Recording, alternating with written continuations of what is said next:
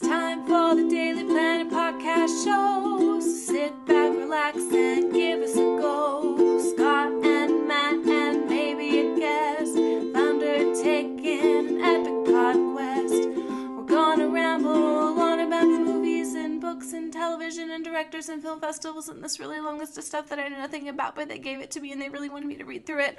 And that's all I can really say about it, but it's gonna be great. Okay, start the show. Hello and welcome to the Daily Planet Podcast, your weekly podcast for all things movies, TV, books, and anything else we feel like talking about. My name is Scott Daly, your host, and I'm joined as always by my co-host, Matt Freeman. Matt, how are you today? I'm doing fantastic, Scott, and I'm looking forward to talking about the best movie of the year. Boom. Captain America Civil War. Yeah, you don't seem too confident in that title there. Well, yes, I've lost track of what's part of what exactly, but pretty sure that's the title. It is. That is the title. We both saw Captain America Civil War, and we're here to talk about it. And yeah, it's a miracle, actually. Yeah, you went and saw a movie the first weekend it was out. I can't believe it. I can't believe it. It's probably been like 3 years since that happened. All right. We are joined this week by a resident superhero movie hater, Daniel Freeman. Hello. Welcome back, Daniel. Thanks for having me. You saw Civil War 2, didn't you? I did. I saw it the day before it came out. If it comes out like on a Thursday, does that mean it's like early? Or they used to do midnight showings that were actually midnight showings, and I just saw it at like 7 p.m. the day before. Yeah, so. that's what they do now for the big releases. Okay. They just have Thursday night showings. And then they lump that money in with the Friday showings and claim that it did really well on Friday. It feels like cheating. It does, a little bit. Yeah. But I saw it on Thursday at 7 o'clock too. But we're going to get into that movie, because I think we all have a lot to say, and it'll be just strictly about how awesome it was, right? Sure. All right, but first let's go over some quick movie news. This one's right up your alley, Daniel, because it has to do with Zack Snyder and Justice League.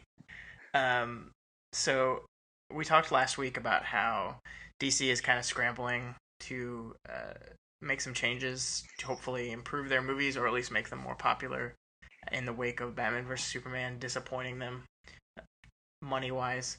They have named Ben Affleck an executive producer of the Justice League movies. So remember when I talked last week about how they were trying to find ways of taking power away from Zack Snyder? This is one of those ways. What do you guys think about this? I read that Ben Affleck was, quote, humiliated by Batman vs. Superman. Yeah. I think that was in a Birth Movies Death article. So I guess this is their move, is they're like, well, at least Affleck realizes that this was a piece of crap, so we'll put him in charge of turning the ship around, although I think it's not going to work. Yeah, well, then there's the other argument that executive producer, how much control does an executive producer actually have? Right. I mean, they have enough power to like muck things up, but they can't artistically direct things, I don't think. Yeah, I mean, the movie is shooting right now. I think the Justice League Part 1, at least, ship has sailed. It's going to be the movie that Zack Snyder wants. And we'll see if it's good. Daniel, I bet you think it's going to be good.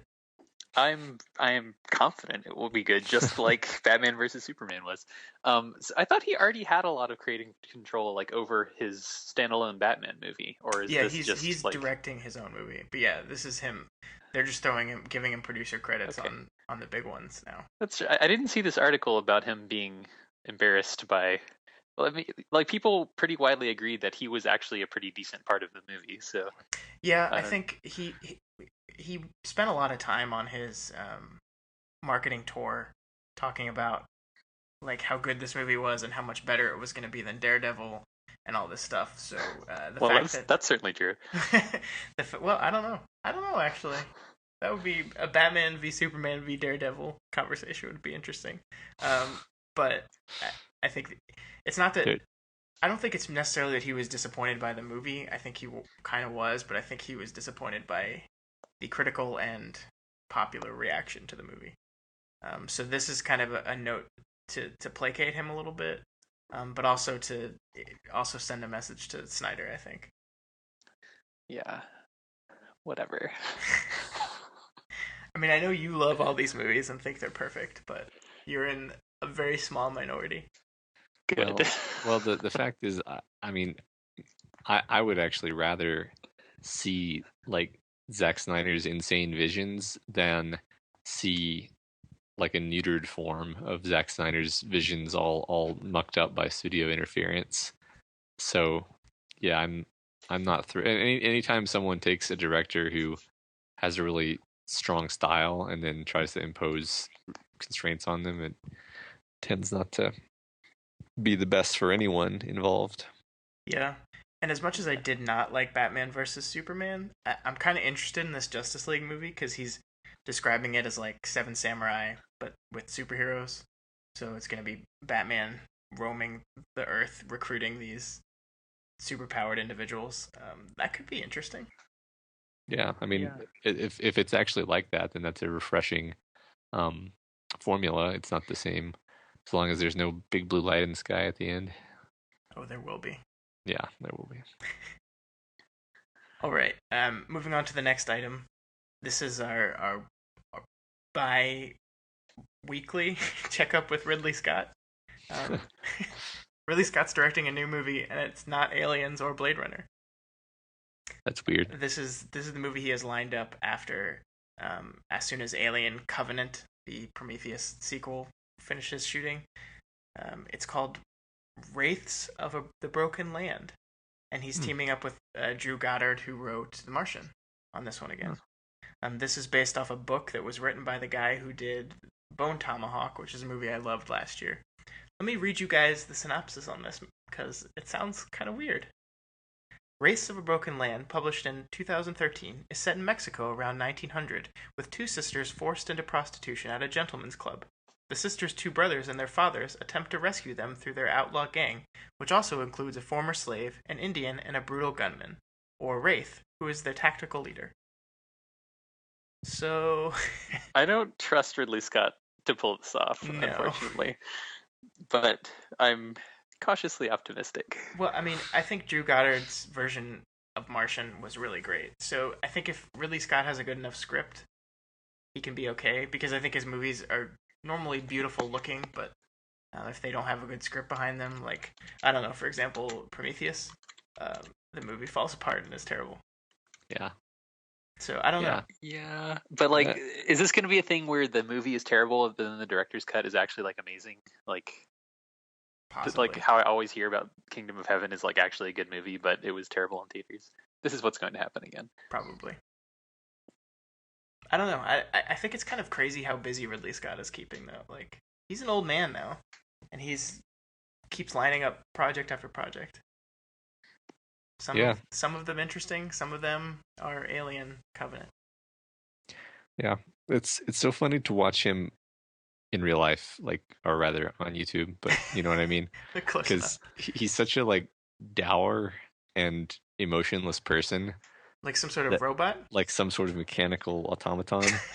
But what I mean is, like, it's hard to imagine that he has this like artistic. I mean, I know this is a stereotype, which is completely untrue, but like, he just acts like a bartender or something more than like a visionary artist who's created all these great things.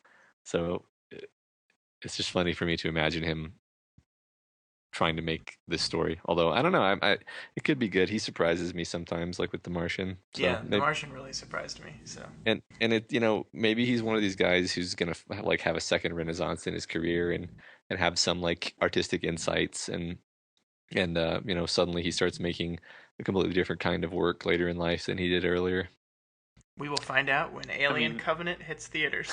At least it's not more like biblical retellings, which he's was doing for a while. So this is good. Yeah. It's good. We'll see. All right, so the last thing I wanted to touch on with you guys today, and this is less of a new story and more of just a opinion thing. There was an article published by IndieWire on Friday when Captain America Civil War came out, and it was an article saying that superhero films are ruining the movies for film lovers. And I feel like we see this article every single time that a new superhero movie comes out, like literally every single time. But I wanted to get you guys' opinion on this because I think this is ridiculous. I think with the time we're living in, there's never been a better time for film right now. There are more movies being made than ever before. There are more avenues to watch movies than ever before. And I think it's just people resisting the kind of change of how we consume film. And I'm getting really tired of it. Yeah. Go ahead, Daniel. I think it's sort of, I haven't read this review, but my guess is that it's a reaction against, like, I think we had this conversation a long time ago, but like movies versus like capital F film, where there are types of people that want film to be more of like an artistic and like meaningful endeavor, and that superhero movies sort of just feel like popcorn, and this is like damaging to the art of capital F film.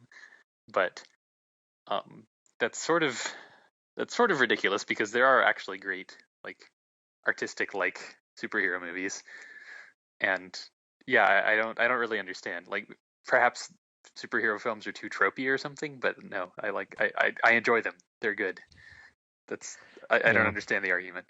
Yeah, I don't have like the spreadsheet in front of me, but I don't even think it makes sense even in its own terms. Like maybe you could try to make an argument that like the superhero movies are sucking away all this money that would be going to other films, but last year was a great year for films, for not superhero films, just for films in general, for all kinds of new films. It's there's really no credibility to the idea that the superhero films are sucking the air out of the room or anything like that. It's just another type of movie. It's not like the idea of a popcorn flick is new. This is just kind of the current form of popcorn flicks, as people have decided, like, oh, okay, well, we're going to be doing this for a few years now until people get sick of it, I guess, if they ever do. Right, and I think that's the most important point, is that there have always been these huge blockbuster films. Mm-hmm. And I don't think, and the thing that I think some of these people miss is that an absence of these big, huge films will not suddenly make your average moviegoer care about artistic art house film. Like that's not what they go to the movies for. Right. And, or even just like nobody was going to go to the theater, see that there was no Marvel movie, and then go see The Danish Girl. Right. Yeah. The argument that the article makes is that the middle range, like $10 million to $75 million movie, doesn't really exist anymore. There are a bunch of big, expensive blockbuster movies, and then a lot of VOD movies that are released. And that's kind of true, but that's not true because of superhero movies. That's true because the theater as a entertainment venue is dying. People don't go to the theater as much anymore. And those kind of movies cannot be successful in this model. So the model is changing. And the reason why superhero movies are successful in this model is because they're big, huge event movies that people still feel like they need to go to a theater and see.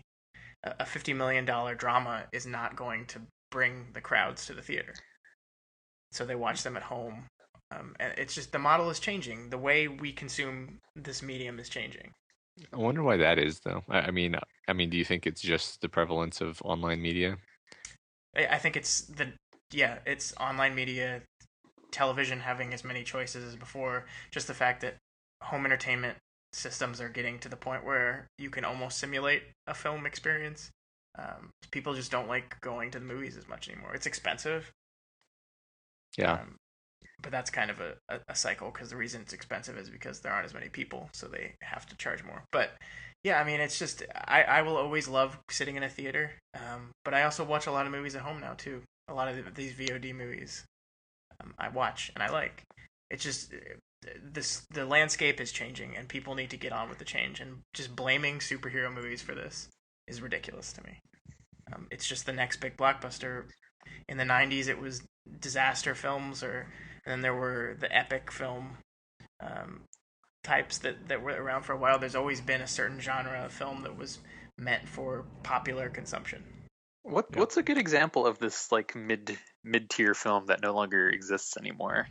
That's neither gigantic blockbuster nor like 10 million or less budget. Like I can't. Maybe it's just because they don't exist anymore that I can't think of them. But. Yeah, I mean, I'm trying to think of like one from the '90s that would be a good example. I mean, like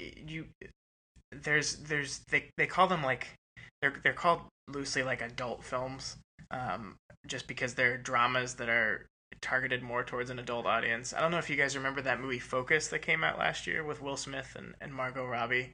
That was a $30 million or $40 million film, and it performed terribly at the theaters because those movies just don't do well at the theaters anymore. That's why they're not getting made. But it's these things that are that expensive by nature of like employing 3 superstars to be lead actors / actresses and in like a drama. Is that the target audience? Yeah. Okay. Well, and then there's the whole argument that superstars really aren't even a thing anymore. I don't think stars draw people to film as much as they used to. It's a whole bunch of other things. I think there's like a handful of movies that this person is in it, I'll see that because of that. But the age of superstars is kind of over. Yeah, that's okay. Like I'm okay with there being tons of options on Netflix for me to watch that are Netflix original productions filled with people I've never seen before and that are amazing. So right. I think it's ridiculous to say that cinema is in a bad place right now. Like, it has never been cheaper to make a film. It has never been cheaper to watch films. Like, this is a great time we live in. Like, there's so many good movies out. I watch movies all the time, and I cannot watch them all. So yeah. I'm really tired of these arguments. So I just wanted to complain about that with you guys for a little bit. So thank you for indulging me. Sure, and welcome. We'll look forward to the next version of that article to come out in a few months. Yeah, probably when. Yes. I wonder if when X-Men Apocalypse hits, there's going to be a new version of it. Yep. All right. So let's move on. After talking about how superhero movies are not destroying cinema, let's talk about a superhero movie for an hour. Okay. All right. One that's not destroying cinema because it defies a lot of the things that we've been seeing in superhero movies. It does. So before we dive into the details, I guess we should say that this is going to be a spoiler-filled discussion. I thought about having like a separate spoiler and non-spoiler section, but that seems like just a waste of time to me. I think we could just upfront say like, I recommend it. Or wait, am I spoiling the recommendation part? No. Oh no. Okay. Go for it. Yeah, I recommend it. Like it really surprised me with how much I liked it and how much it kind of swept me up. And like I'm actually someone who is pretty cynical and like bored to a degree with superhero movies, and like many of the Avengers kind of MCU movies I've just sort of been bored by to one degree or another, and I've said as much on the podcast previously. So this one really took me by surprise because I was like, okay, let's get this out of the way, and really enjoyed it. Yeah. So Daniel, before we move to spoilers, would you recommend this film? Yes, I think this is actually my favorite of the Marvel movies, except maybe Iron Man 1 and 2, not 2. Iron Man 1 and 3? No, I think this is like my second favorite Marvel movie. Cool. I'll say that. I will echo that sentiment. If you're listening to this and you haven't seen this movie, why not go see the movie? Even Matt saw the movie, so no one has any excuses because Matt found time to see this. Yeah. And I would say it is my second favorite Marvel movie too, just behind Guardians of the Galaxy for me. But I forgot about that one. So that's that. Now let's move in to really digging into this thing and spoiling it. So spoilers from now on in. Matt, I love this movie. Matt, I don't even know where to start. Everything in this movie is great. I was just like smiling for like 75% of this movie, and I like had to like at one point like stop smiling and rub my face because my face hurt from smiling too much. Yeah, so I just think, and I have some complaints, and I think we'll get into that near the end of the podcast, but I just think everything is so well constructed here and pays off in such a great way that it's just like a really fun ride throughout the entire movie, but then also has really like emotional resonant parts that worked on me, and they worked so well. I mean, the basic plot of this is, and it's funny to me that I know you haven't seen Batman vs Superman, but a lot of the themes are very similar. It's actually, to me, and I know Daniel, you'll disagree with me. It's a movie that takes the Batman v Superman story and themes and just does it way better and does it in a way that works. And it's so good. Yeah, because it's about like responsibility and then guilt, which is sort of the flip side of responsibility. And different characters express this in different ways, and in fact, all of the characters experience it to some degree. I think all of the hero characters. Um, Yeah. So this is a movie that it's called Captain America: Civil War. It is also kind of Avengers 2.5, but I still also think it's very much still a Captain America movie. I think he is at the center of the movie. His relationship with Bucky is at the center of the movie. And I know Iron Man has a fairly big part in it too, but it all kind of centers around Steve Rogers. So I think it works as an Avengers movie, but it also really works as kind of a cap on the Captain America trilogy, I guess. So I'm trying to think of the best way to approach this thing, because we could go character by character and talk about how amazing they are, and we will.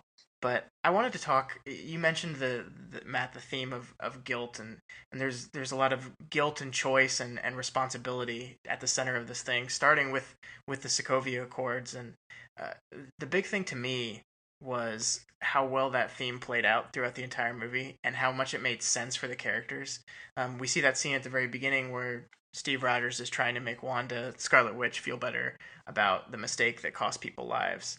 And he talks to her like a soldier would, that, sometimes we lose people, we can't save everyone, but we have a job to do, and what we do ends up saving more people than we lose sometimes. And that's a very soldier-trained way of compartmentalizing loss.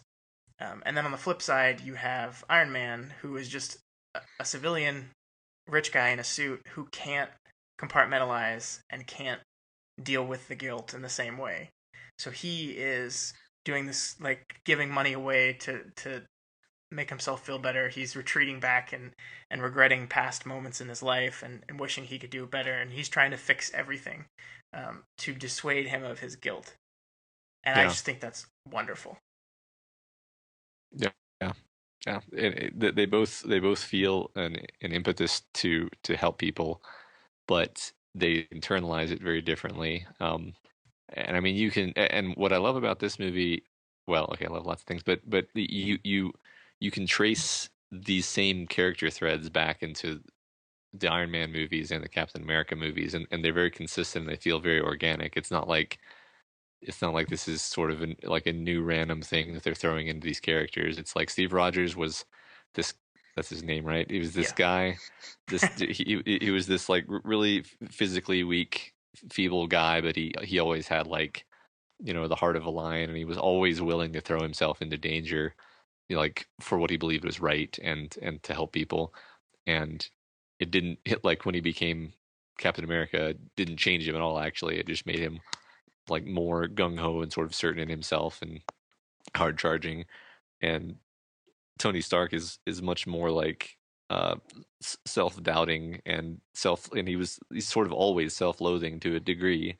And his whole Iron Man thing really came more out of guilt at the damage that he had unwittingly done than necessarily a specific compulsion to help people, but it still resulted in him trying to help a lot of people, and it continues to drive him. So they're driven for they're very different psychological reasons. And on top of that, all of this was painted in the movie using, like, very organic dialogue, or like just shots of their faces reacting to things.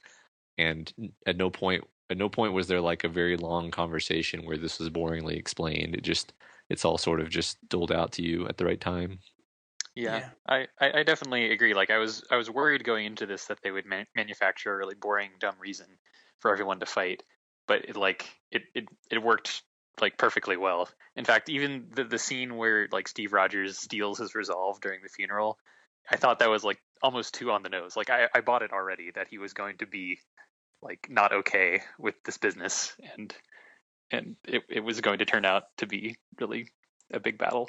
Yeah, So, but to me, I liked that scene because I think the important thing with this movie is we buy both of their arguments, but we kind of also see where both of them is wrong. And having it be Peggy that kind of gives this speech, which is a famous Captain America speech in the comic books, the "No You Move" speech is something that Captain America gives himself. But to have Peggy, the person that he loved, give that to him, like you see that okay, he's gonna go for this all the way, even as it destroys and damages everything around him. And I think that's important because both these guys are kind of right, but they both are kind of wrong too, and they act in stupid ways. And the whole big thing in the marketing up to this movie is, are you going to be Team Cap or Team Iron Man? And I'm really not either. By the end of this movie, I was Team Please stop fighting each other. yeah. I just didn't want them to fight anymore because you're both wrong. And Yeah. and the fact that it navigated that is remarkable. Yeah, it's funny because I like from even before I saw it, just from like the marketing material, I was like, well, I'm definitely going to be Team Iron Man because I like Iron Man much more, and also just from what I understand of this, his position makes more sense.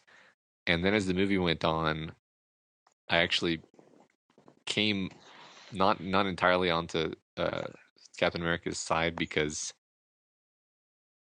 don't trust Iron Man. I mean, I don't trust Captain America any more than I trust the UN. But at least I could see his perspective, basically, that like, um, for one thing, you're for okay. So for one thing, you can make the argument that Stark really just wants some oversight because he wants to be able to pass off the responsibility of making decisions and thus the guilt onto some other party. So if he's just like an agent of the government, basically, and he's ordered to go do something and it results in a huge amount of deaths, then at least he can be like, hey, that was a UN resolution. I just did what I was told. Um, and that doesn't really hold any particular power for Captain America. What's important to Captain America is to be like, um, if I don't agree with the orders I'm being given, then that's a huge problem for me. Like, and in fact, he just came out of his last movie where the people who were giving him orders were actually secretly the bad guys. So he has every reason to doubt um, authority at this point. Right, and there's a scene when War Machine says, "This isn't the Shield or the World something Council. This is the UN," as if that's a better organization than any of the other ones before it. Like, Yeah. Right. yeah, it's a government, like it's a government entity who has their own agendas, and he was right in that. But also, it's kind of ridiculous to think that there shouldn't be some sort of oversight over these superpowered beings that can do anything they want and be anywhere. Like, there should be some amount of oversight. So they're both kind of right in this. Like, I don't know if I would trust a UN to use these superpowered people responsibly, but I also wouldn't trust people running around and doing whatever they want. So Yeah. It's really interesting because there's actually no real stable equilibrium. Like it's to take it to the tactical realism superhero genre, if there really were like super powerful individuals like Tony Stark, for example, they would be like a huge threat to a government, and the government would either have to put them in check and control them, or kill them, basically. Like that's the situation that you would be in as the president of the United States, for example. So right.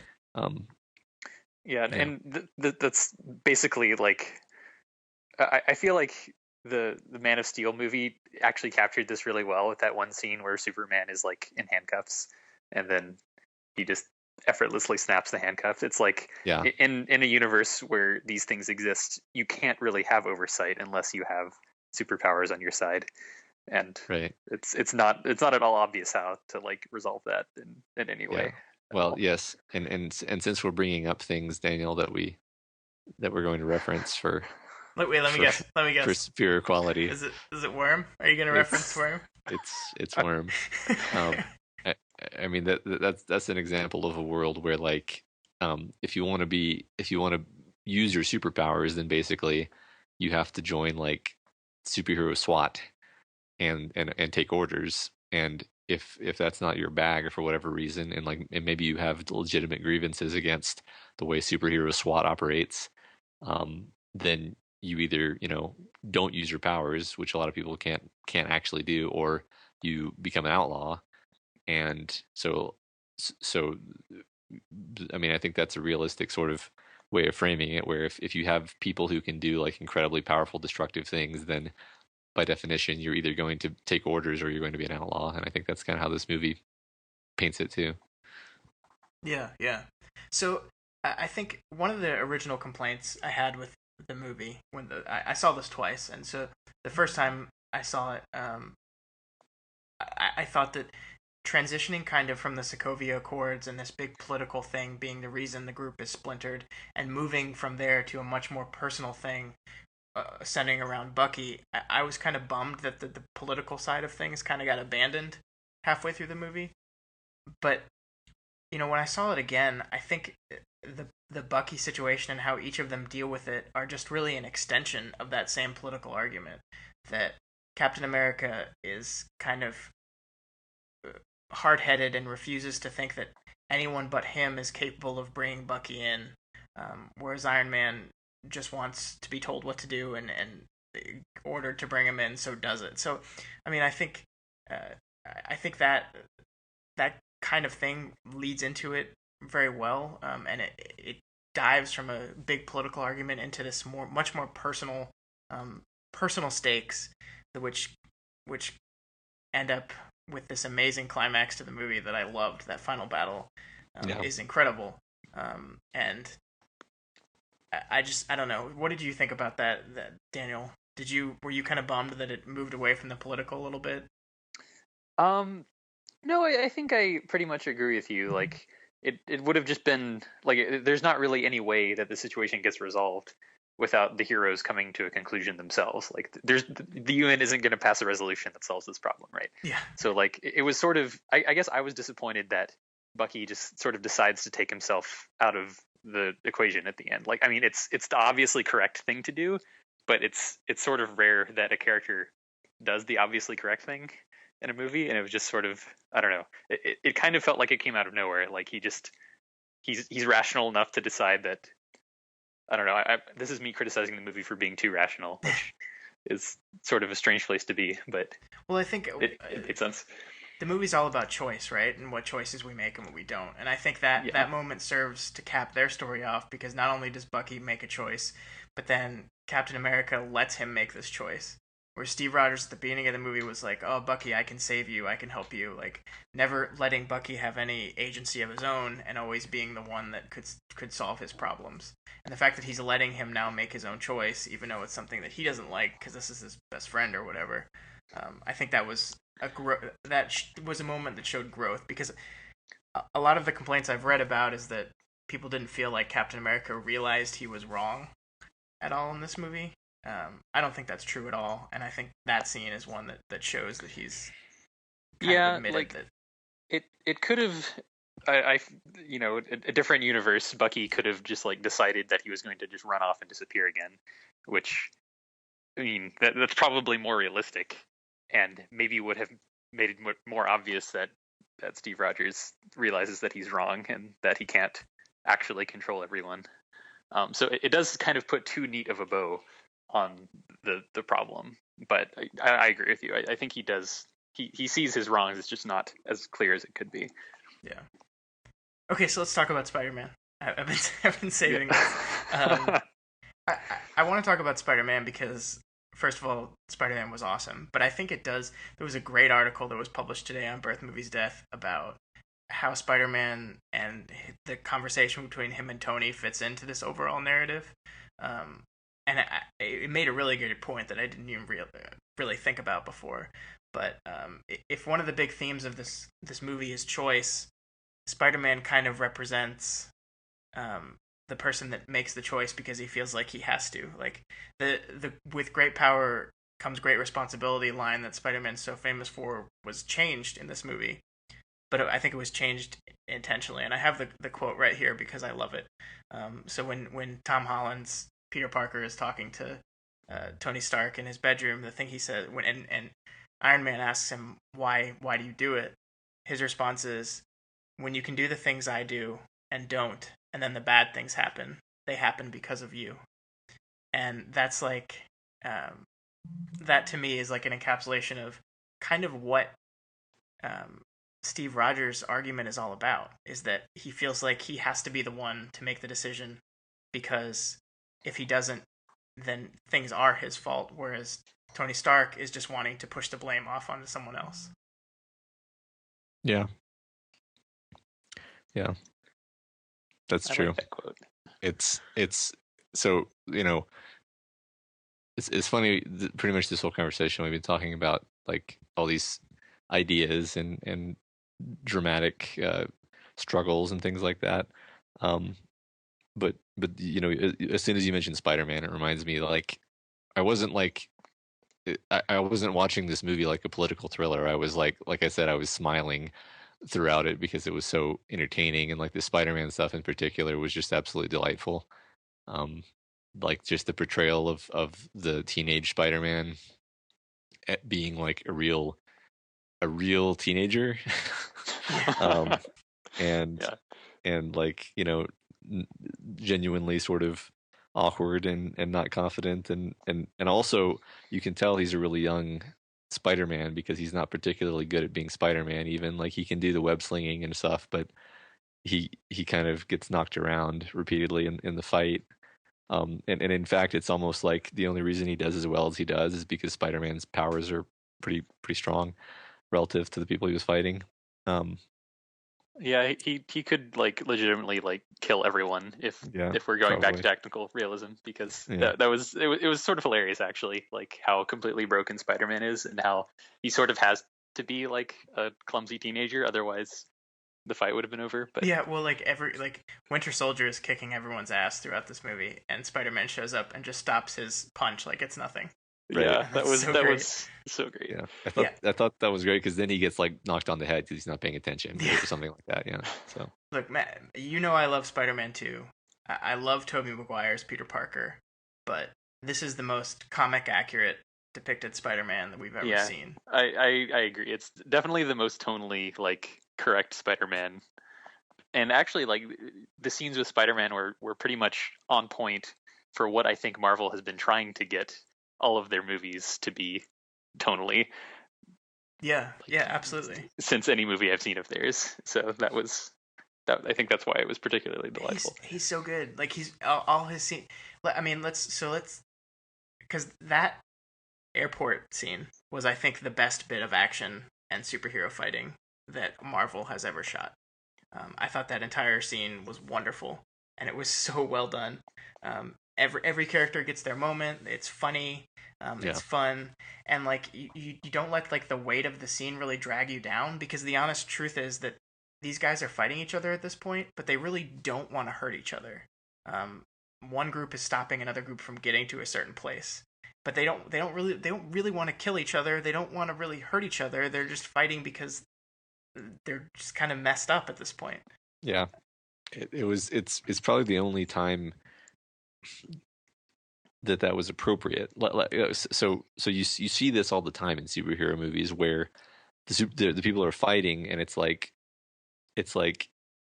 you should be trying to kill this person. Like this person is a threat to you and your loved ones. Why haven't you stabbed them with something yet? But in this situation, it's completely plot appropriate that none of these people really want to hurt each other. In fact, it feels really, it makes you feel bad when like I forget who it is. This like Scarlet Witch like uses telekinesis to like beat the crap out of Vision. Well, no, that was earlier. I mean, when she like throws Scarlett Johansson and she like hits her head, and then she accuses Deadshot or whatever his name is of pulling. You're mixing your universes. Yeah, he's Hawkeye.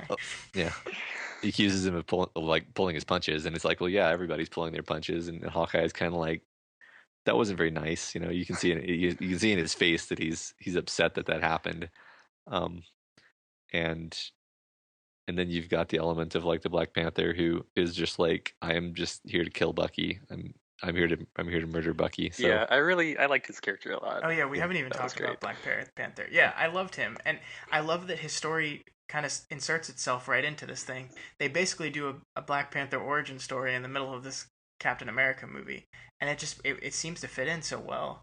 yeah, And like everything with his character shouldn't work. Like the accent is a little weird, the costume is a little silly, but it just works. Like it's just like he looks cool, and yeah, like they clearly telegraph his powers in smart ways without having to say, "Oh, he has this and this." It's like, "Oh no, a helicopter shoots him, and he just stands there and looks at it. So I guess he's bulletproof. We know that now." And right. then we see his claws that scratch Captain America's shield, so we know they're really strong. It's just set up so well. Yeah, the cool, like, I mean, like I said, I'm pretty like cynical, but like I was definitely fangirling over when Bucky, the very first introduction of the Black Panther like suit, basically, where Bucky's running and you see like this shadow approaching him from behind, and he like ducks or something. I don't know, something happens, but it's like just the way that reveal is done with the shadow. I thought was so like perfectly effective at making you feel the correct feelings. Absolutely. Um, So let's talk about Ant-Man, yes, because I love Paul Rudd and I love the Ant-Man character and I yes, love his insertion into this. yes. Um, Here you go, Captain America. and like so the complaints I've seen with both Ant-Man and with Hawkeye and with Spider-Man's inclusion is that people didn't really buy why they would be involved in this whole thing because they were just kind of thrown in. But I think if you think about it, like first of all, Ant-Man is recruited by Captain America, who's basically his hero. Like he geeks out at meeting him. And he's not recruited to fight the other Avengers. He's recruited because Steve Rogers thinks there's 5 super soldiers sitting in some Siberian base, and they need to go get them, and they need a team to fight them. So he recruits these people. He brings Clint out of retirement. So I don't know. I think that made sense. But Yeah, Yeah, and I'm not really bothered by that. yeah, that's the thing is, even if it didn't make sense, I don't care because Right. like even if that had occurred to me walking out of the theater, I wouldn't have been like, oh, this movie was crap. I would have just been like, oh, yeah, I was so swept up in how awesome it was that it didn't bother me at the time that it didn't make, that, like you said, it did actually make sense. It just the the big fight at the airport ends up happening by accident. right. So And I think actually Tony Stark bringing in a 15-year-old kid is bad, and it's supposed to be read in the movie as bad. It was a reckless thing for him to do, and he could have gotten this kid hurt. And I think he kind of does realize that when Peter Parker does almost get hurt. Um, Yeah, and that's sort of where the tone problems sort of creep in from our previous podcast, where I mean, it's completely impossible to balance because they're going for this kind of cheery, feel good, like Marvel ridiculousness tone, and then there is like weight to it, like with the whole what's his face guy, not Iron Man, War Machine. War Machine. That whole it just felt like tone whiplash, that entire sequence, even though you knew it was coming. But I think this is just really difficult to handle, period, based on the sort of movie they're making. See, I almost don't think it was. I didn't feel it was tone whiplash. I thought it was escalation of stakes. The airport scene is fun and funny, and then a person actually gets hurt, and things change to be much more personal. And it heads down a dark path to the ending, which is very dramatic and kind of a melancholy finish to this superhero movie. So I didn't feel whiplash. I just felt like we were at a level of light airiness, and then things started to move towards the dark and melodramatic.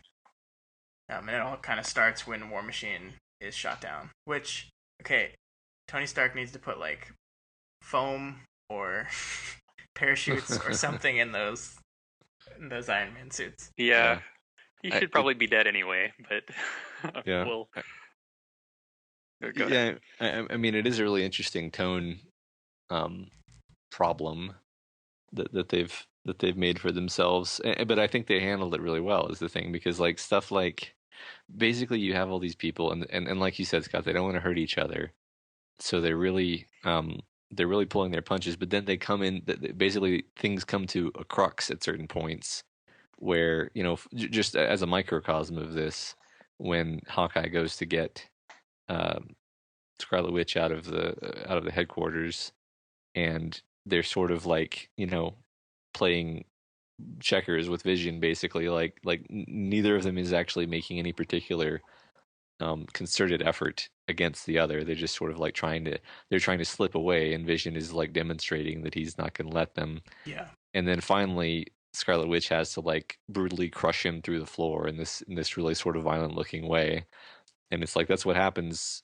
Like one person's got to get their way, and when you're using violence against each other, you've already decided the way you're communicating is with violence. Things are going to end violently. You can dance around it all you want, but it's going to end violently. So that's always sort of an undercurrent of what's happening. And I mean, the movie even kind of opens with that, where they're doing fun superhero stuff, and then they blow up a building, and it's all like, you know. Yeah, they're like they're being quippy and like talking to each other, and like there's the whole joke about Falcon's bird. I forget what its name, the drone. And then it jerks tone back to something more serious. I agree. I think this all comes to a head at the end, which is wonderful. And let's talk about Zemo, because I think I want to go through the last week's podcast. We talked about the things that we didn't like in these movies, and I think it's ironic that I felt like they were listening. Yeah, I know. Every single thing we talked about isn't in this movie. One of them was how we didn't like the villains, and I loved Zemo's villain in this. I loved him. He's just a normal guy who manipulates his way to winning. He's the only villain that wins, and he's so great. I think he might be my favorite villain in the series so far. Yeah, absolutely. Yeah. I both liked and hated him, because he was my favorite villain, but his actual means of achieving his success make absolutely no sense. But we can talk about that later. Well, that's true. I mean, for his plan to work, he would basically need to be able to predict how everyone would react to every single thing. Yeah, it was like a 40-step plan. And that's but I don't true. care. That's also care. normal. Yeah. So he's less ridiculous than the Joker from Dark Knight. Yeah. And I love that his motivation was tied to the thing that sets the conflict all apart, which is these Sokovia Accords. His motivation is tied to it. There's a lot of noise in the background.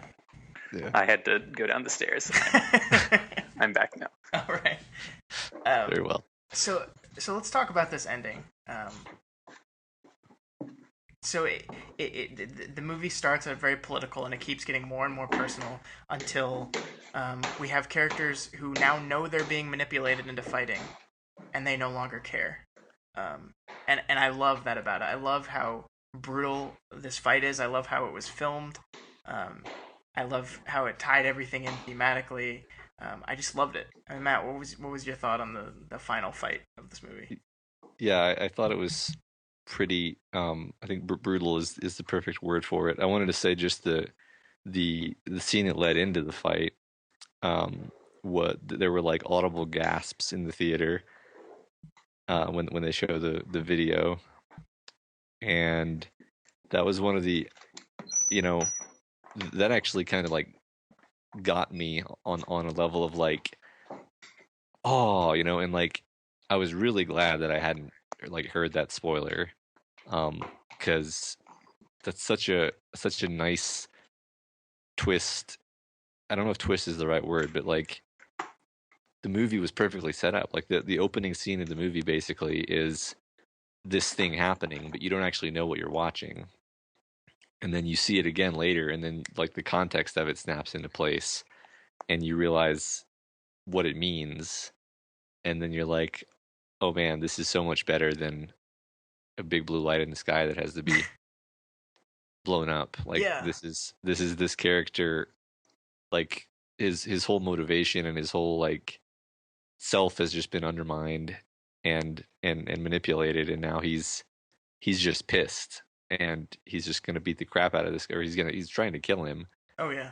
I mean, it's really, moving basically, because I didn't actually see Iron Man 3, but like you never really see Tony Stark become enraged, and everybody gets horribly beaten up in this movie too. So we were talking about we were talking before the call about how some critics we like, the Red Letter Media, didn't like this movie so much, and one of their complaints was that the characters were too invulnerable, and I think that's patently false because of how absolutely torn up everyone gets in this fight. This is like the most brutally beaten that we see Marvel characters get in any of these Marvel movies. Somebody gets an blown off. I mean, it's like it's really the only fight of the movie that they're actually going all out during. Right. Like, or in some sense anyway. Like Tony Stark isn't going to try and kill Captain America, but like he is actually like trying. But I really do Bucky. think he will at the end. I mean, I think he's so angry at the end. Captain America standing in his way, and I really think he would have killed him. And I think Captain America almost killed Tony. There's that moment at the end when he raises the shield, and both the audience and Tony Stark thinks he's about to jam that thing right into his skull. And there's that brief moment when, like, even me, I forget I'm in this movie where, of course, Iron Man's not going to die. And I'm like, oh, holy shit, he's going to kill him. And I think that's so wonderful. Right. And all the emotional beats led to that moment. It's like this perfect payoff. And can we talk for a minute about the super soldier thing and how they totally fooled me with that? Yeah, that was pretty great. I was about to be. I was like, you're not really gonna go with the anonymous soldiers that they have to fight that have no meaning or anything. Are we really gonna go with that again? And then they totally curveball us, and I'm so happy they did that. I think the movie would have been lowered a huge peg if that had really been the end of the movie. But I love that they went somewhere else with that. And I love that fight. I think some of the cinematography in this movie I don't love. The early fights are filmed in kind of a medium close-up with a handheld camera that's really shaky. And there's a lot of really quick, fast cuts in that first fight with Crossbones and then the chase with Black Panther. But the movie opens up near the end. Like the airport scene has a lot of much wider shots, and then that scene, the fight at the end, is that one really wide shot that they kind of showed off in the trailer, and I almost wish that they hadn't, where it's just the three of them fighting in a wide shot between the columns, and like the lighting is great, and the choreography is wonderful, and the cinematography is excellent. I just loved every moment of that. Yeah, and you're right. It felt brutal. It was mean. I was literally thinking, like, I was enjoying it, but at the same time, I was sad because I'm like, you guys, I don't want these guys to fight anymore. Like, right. It's nothing like any of these other movies where you just want to see the hero win, and the drama is like, oh, I hope that the hero wins. This was more like, man, how are they going to get out of this without someone killing someone? Yeah, I think that's why the scene where Cap raises the shield up works so well, because like he raises the shield and Tony's hands like fly up, and I don't actually know if this is me like projecting myself into the movie to this extent, but I think my hands actually like twitched in reaction of like, oh my god, he's gonna take his head off with that. Yeah, because like I had bought in that this was gonna happen, and I was like, oh, please don't hurt each other, and that's a totally different type of feeling than you usually have during a climactic battle in an action movie. And I want to point out that just like Batman vs Superman, this fight at the end all centered on the character's mom. But here it was done so much better and so much more intelligently, and it made you care. And I mean, no, so you're wrong. No, you're wrong. Yes, but the means by which the villain got to the point that he did, that's actually, that bothers me as much as I think the ending of Batman vs Superman bothers you. Like they had the chance. They had this great idea of just like the normal guy that wants to bring down the Avengers because they killed a bunch of innocent people. And he has to have this stupid convoluted plan that takes 40 steps that somehow culminates with him behind enough thick glass in like a winter fortress to do the grand reveal with exactly the right number of people there to have a grand.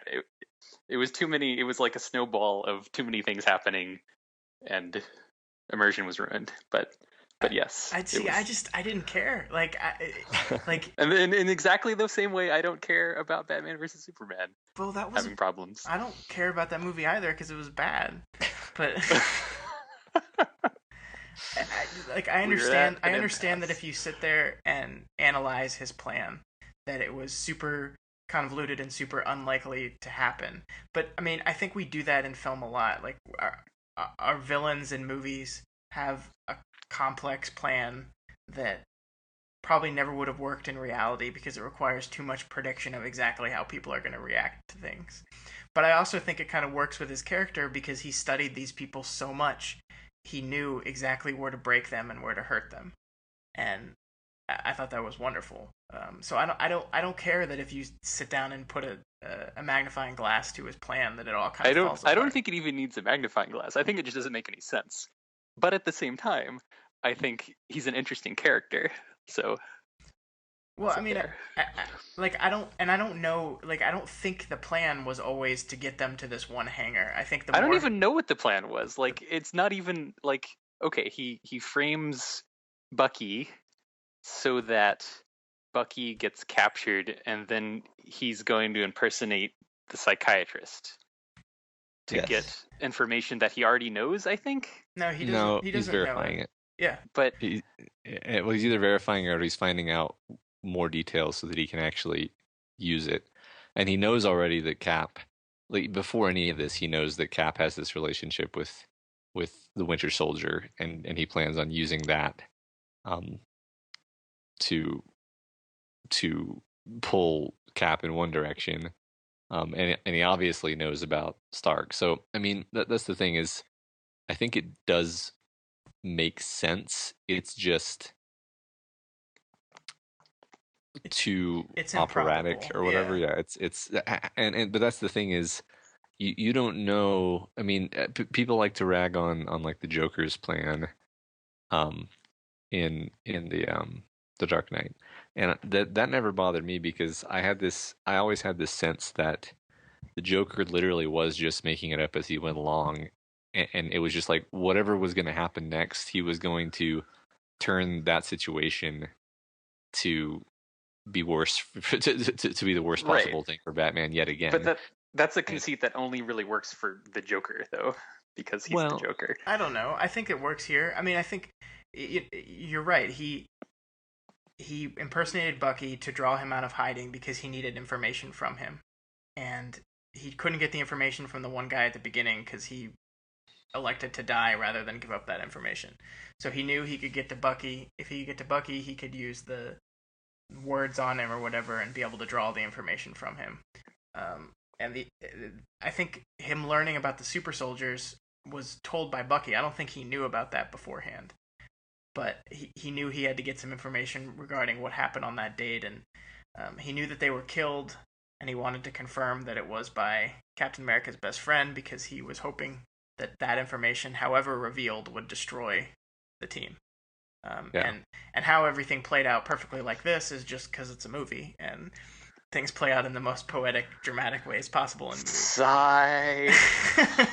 Yeah, I mean, if you want to be, he could have. It was at his discretion when to reveal the tape. So if the wrong mix of people had been in the silo, then he would have just been like, well, I guess I'm punting until the next opportunity that I get to corner some of these guys. And, I mean, yeah, I don't know. Basically, my point is just that it bothered me in spite of the fact that he was such a great character. And it could have been like, with a little bit more thought, they could have done it in a way that wasn't so jarring and nonsensical. I mean, that's fine, but you're wrong. Yeah. Well, I think this is interesting. I mean, I think it is interesting because, I mean, it's funny because I haven't seen Batman vs Superman, and I wouldn't be surprised if I actually end up enjoying it somewhat because Daniel and I actually generally have similar tastes in movies somehow for some reason. It may have to do with the fact that we watched all the same movies together for our entire lives. But the point is like movies sometimes just work or don't work for really personal and and difficult to pin down Yeah, that's or absolutely justify reasons. And like I think this, I just was not bothered and didn't even notice a lot of these things until I was walking out. And then when I was walking out, I was like, yeah, that was a really convoluted plan, but I don't care. Whereas in other, in even other Marvel movies, I've been like, that was like while watching it, just been like, this is hack. This is a hack writing job. Like, and I'm totally not even invested in this anymore because I just see how lazy it is. Um, so You can't tell me that Zemo's plan made any less sense than Lex Luthor's plan. I think it did make less sense than Lex Luthor's plan. I don't understand that. Lex Luthor's motivation is hazy and nonsensical. Whereas He's being possessed by what's his face, so it doesn't even matter. That's not even in the movie though. That's extra shit. That is exactly how Zack Snyder operates, though. Like, this is, I don't care as long as there's an explanation that actually makes sense. I'm okay. As if it appears 5 years later in a different movie. Yes. Okay. There's nothing that's wrong fine. with that. That's fine. I demand consistency, not presentation. midi-chlorians. I thought one of the best parts about Zemo was how clear his motivation was. And yeah, I think they held on to the reveal until the very end, and that kind of made it cloudy until that moment at the end, but I think that worked really well. I love the subtle part where you're having him listen to the phone message halfway through the movie and you assume he's just talking on the phone or just listening to a voicemail or something. And then that reveal that it's him listening to the last message he had from his wife. Like, I thought that was wonderful. Yeah, no, I thought all of that was done well. Like, this is why I both like and hate this character, because like almost everything was done great about him. And if the writers had spent like 20 more hours just filling in the details, it would have been okay. And it wouldn't have bothered me at all. Okay. And that's all. That's fair. So, I think this movie ends on a really sour note. Captain America has given up his shield. The Avengers are broken. Captain America frees all the arrested people from prison at the end. But the Avengers are basically dead. There's Tony Stark and Vision, and then a paralyzed Rhodey sitting in Avengers headquarters, and everyone else is kind of gone. So, I mean, do you think this is something that's going to continue up until the Infinity War movie? That there's going to be like this broken team? When does Infinity War come out? Like 2018, I think. Yeah, I think they probably will use the like, well, okay, we have to bring all these factions back together to fight the big bad. Because I mean, yeah, because you can't. It's boring if you just start the movie and you have the happy-go-lucky Avengers tooling around in their Avengers fortress. Well, and in an ideal world in the cinematic universe, when they do get together, it's like a shaky partnership because everyone's still not over all the events that happened before. Yeah, which I fully believe they'll do. Yeah, and it really always was. I mean, this is one thing that occurred to me: is it always was a shaky partnership. Like from the first Avengers movie, they were all fighting for very little reason at that time. It was really just because they all have huge egos, and they all like think that they know what's best, and like they've taken all this responsibility onto themselves. It's sort of the flip side of that thing where the person is like, I am so powerful that I am responsible.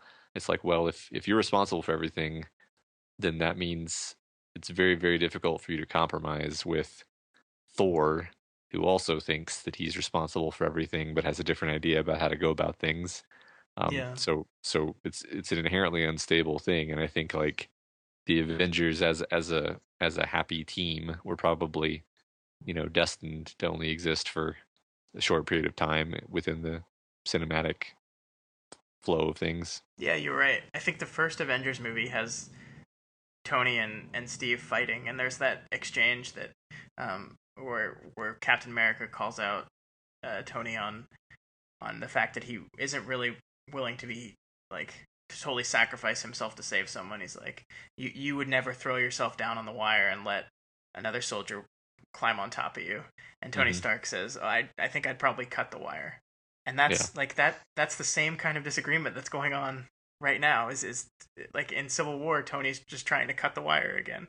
He's Right. trying to fix the problem by shoving it off of Outthinking. him. Yeah. Yeah, exactly. And I don't know. I love this kind of long form storytelling. I love it, and I think it pays off in this movie more than it has in any of the other ones. This is a movie that would not work without at least half of the 12 movies that came before it, and I think that's remarkable. Yeah, it's interesting. I wonder what a person who hadn't seen any of these movies would say. Like, would they feel like the movie was shallow, or did the movie actually characterize these characters within the movie sufficiently that you would still feel the same things? I don't know what my answer would be to that Yeah, that's a good like question. I never really cared about Bucky in any of the other ones, but this one I really care about Bucky, and I feel like that was just done by a few shots of like showing that he actually has some vulnerability and showing like how he's living, and you just sort of like suddenly understand this is a person, and then you see that Steve cares for him, and then that's like pretty much all a human needs to care for someone. Yeah. So the scene where they're in the helicopter talking, or the jet, and Captain America is trying to make him feel better by saying, "You were brainwashed. It wasn't you that did those things." And Bucky's response is, "Yeah, but I still did them." And that's wonderful, and that totally endears me to the character, because like he's not trying to shove off blame at all. He's fully taking responsibility for actions that technically weren't even his. Oh. And I think that's great. And you're right. I think the characterization of Bucky in this movie was great. I love the interaction between him and the Falcon, because you have Captain America's old best friend and Captain America's new best friend, and they kind of butt heads. Yeah. In the same way that new best friend feels threatened by old best friend returning, like the small scenes where, "Can you move up your seat?" And then No. Yeah. And then the "I hate you" at the end, the one fight when they're both webbed to the floor, and and Bucky just says, "I hate you." It's just so great. Yeah, and then when they just give Cap the bro nod, after he gets his romantic kiss, that was pretty good. Yeah. Did you like the kiss? I thought it was earned, especially after the sexual tension between those two characters in the last movie. I completely forgot who that character was. Okay, that's fair. The last movie. So she used to have a bigger part in that movie, in Winter Soldier, and they kind of cut her out. So that's fair. There's apparently a small contingent of the internet that's really pissed off about that, because they had decided in their minds that Cap and Bucky were in love, and they were really mad when it turns out Captain America was just a heterosexual male. Well, I mean, as Red Letter Media says, you have to show that your main character has a case of the not gays. Otherwise, it's not going to be successful with mainstream America. So, I mean, I thought that was pretty clear with the fact that he was completely in love with Peggy Carter the entire time. Yeah. But whatever. That was just his cover, Scott. Yeah, of course. He's secretly in love with his best friend. Or it can just be a friendship. It doesn't have to always go sexual. Stop shipping things, fans on the internet. It's ridiculous. This friendship that you speak of? it's sorry, it reminds me of that XKCD where someone replaced where it's like the word the Wikipedia article on bromance is replaced, where every instance of bromance is replaced with friendship. It's just anyway. I mean, I do kind of understand the argument of gay and lesbian people wanting a character that represents them in these movies, and I do think Marvel needs to do that, but being mad about them not doing it on a certain character seems ridiculous to me. Yeah. People are gonna ship. I don't know. I don't understand shipping. I hate shipping so much. I hate it. I hate the phrase. I hate that I'm using it right now. Yeah, I've never understood it. It's always been an alien thing to me. But apparently it's very, very like extremely important to some people.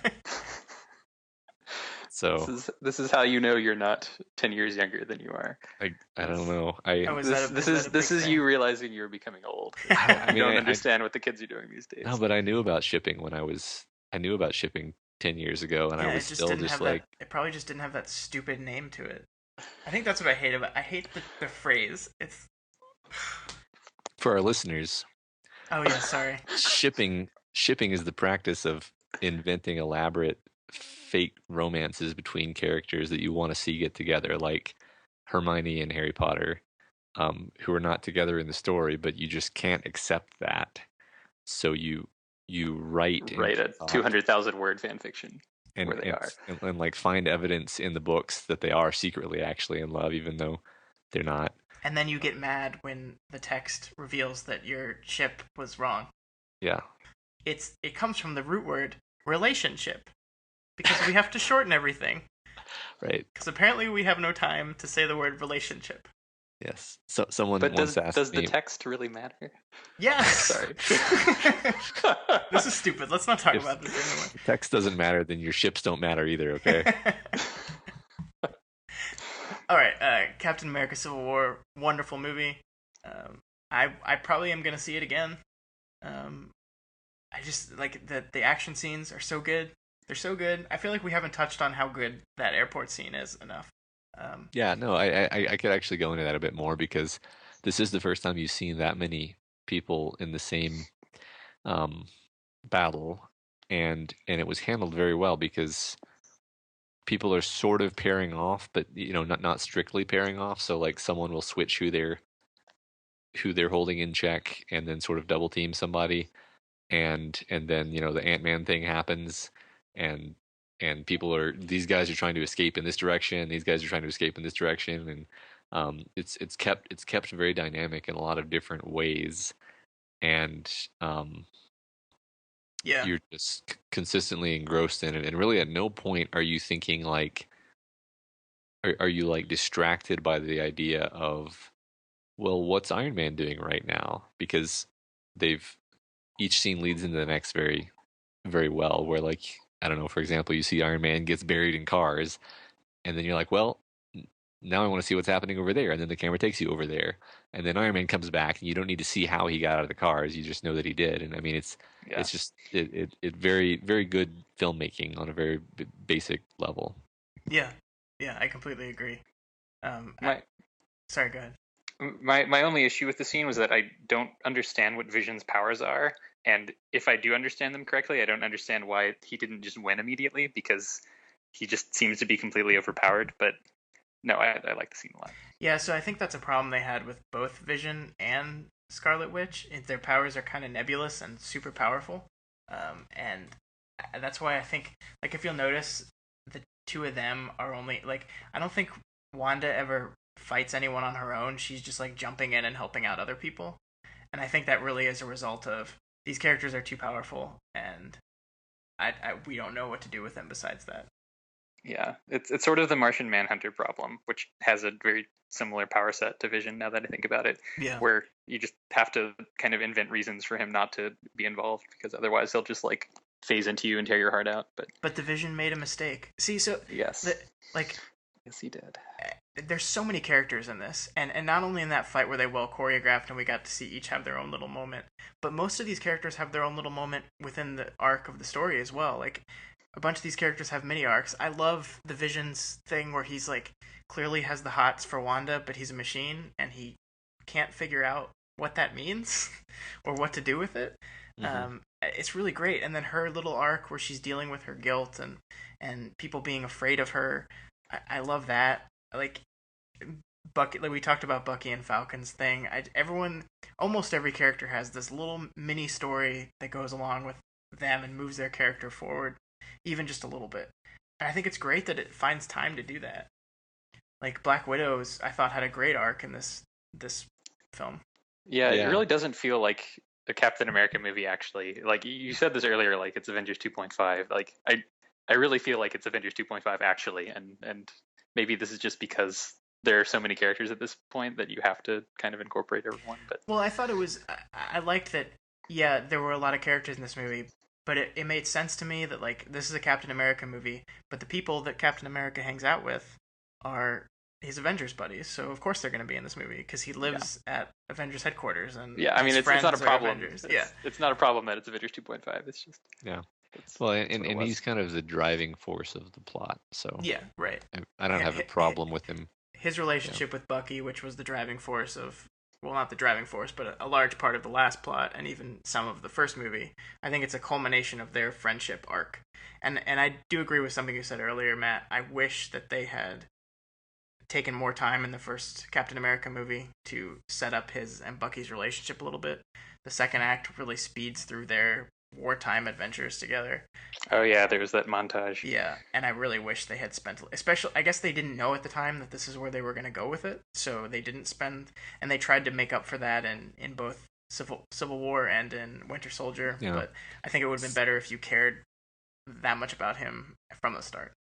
Speaking of knowing things in advance, do you think they planned that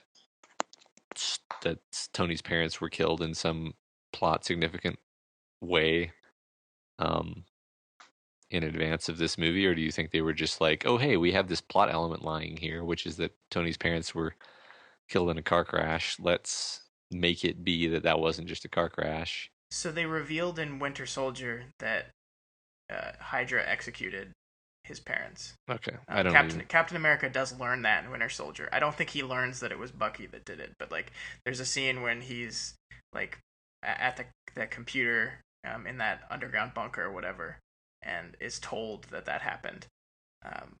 So I think that I can't remember if that's what happens in the comics or not, to be honest with you.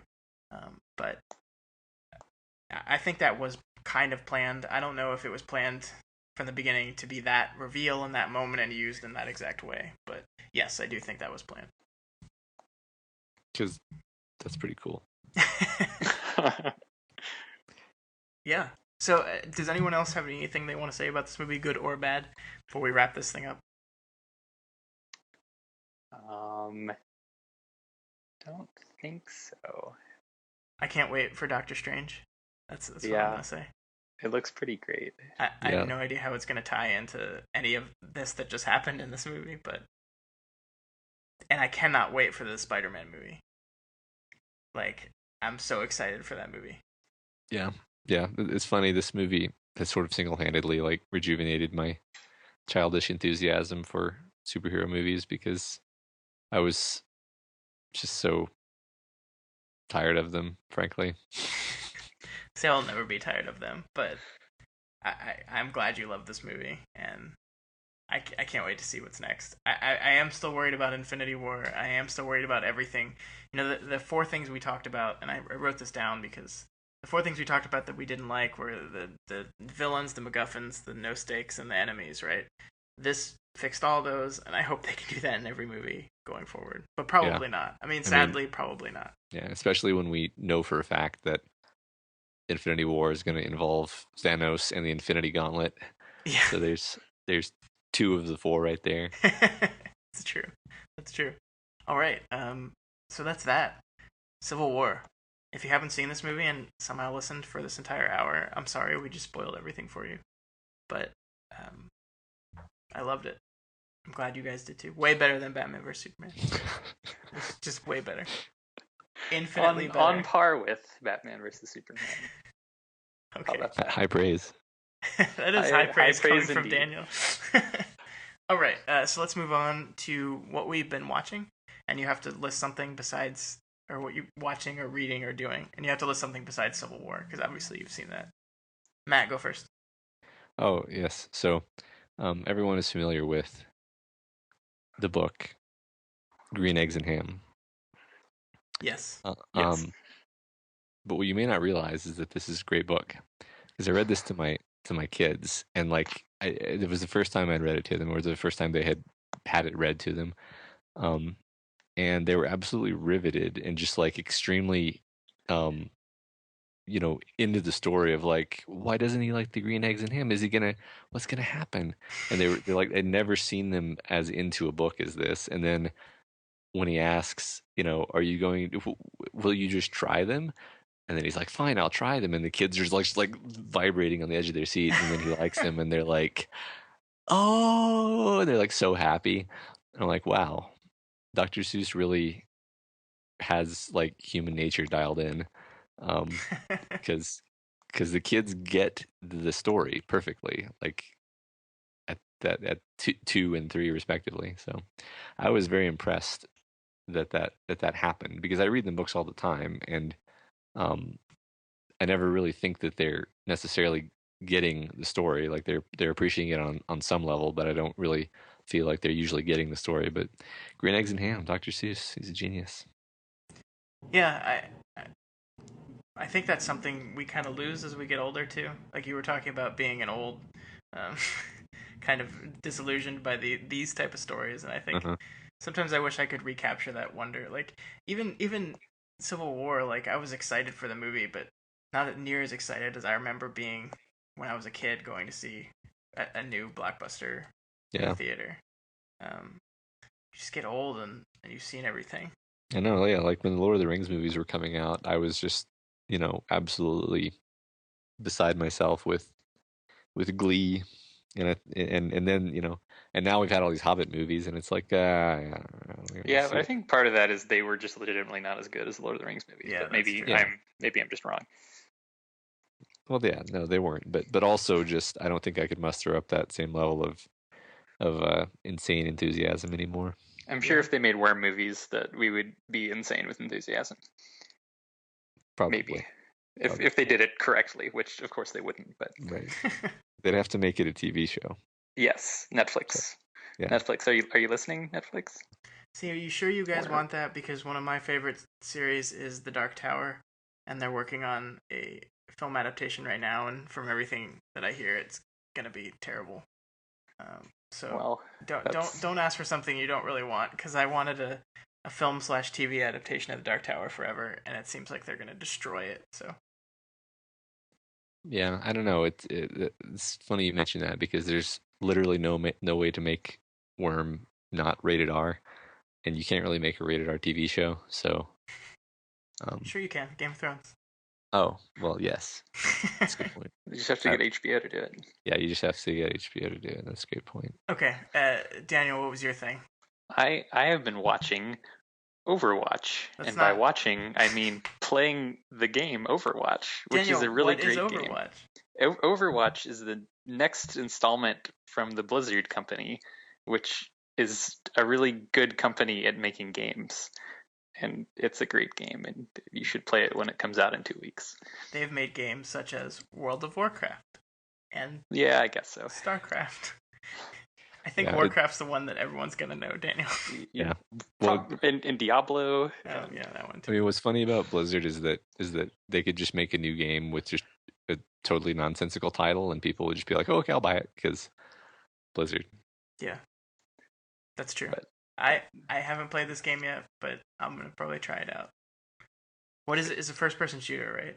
It is. It's like Team Fortress 2, which will probably mean very little to most people, but that is what it is like. It's a first-person shooter, team-based shooting game where you shoot at each other, and you can shoot at each other in a whole bunch of different ways. This sounds completely interchangeable with every other shooter. It does. Now it really that does. But it's not. I swear there's like Well. different ways in which you can jump and shoot at mans, and you can like you can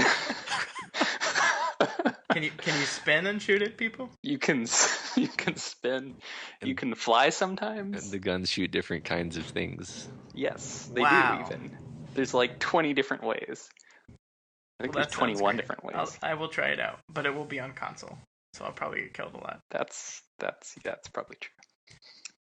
I have been on a Hitchcock kick lately. I have Oh. a Hitchcock collection that I have some films in there I haven't seen, so I've been trying to go through them. The one I watched this past week was Saboteur, which is a film that takes place in World War II time, where a man is framed for setting fire to a plane building factory and has to find the person who was actually responsible for it while running from the authorities.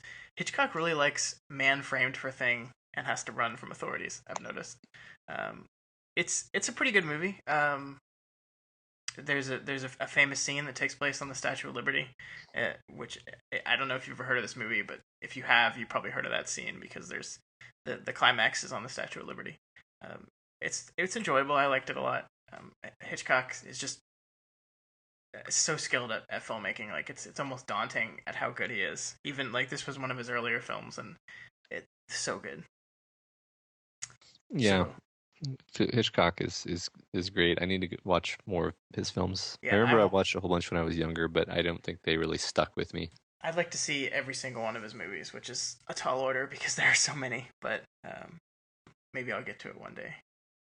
And then I watched something else, Matt, that I wanted to bring up to you because I know you hate this author. I watched the movie Paper Towns. Is that John Green? Is that the Yes, author? John Green. Yeah. So it's the same guy who wrote The Fault in Our Stars. This movie is terrible.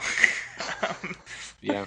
It's like this kind of faux senior finding themselves, like it's the same story you've seen over and over again. This senior kid who is really smart and really successful and kind of has their life planned out, like meeting someone that changes their mind about all this stuff and makes them realize what's important in their life.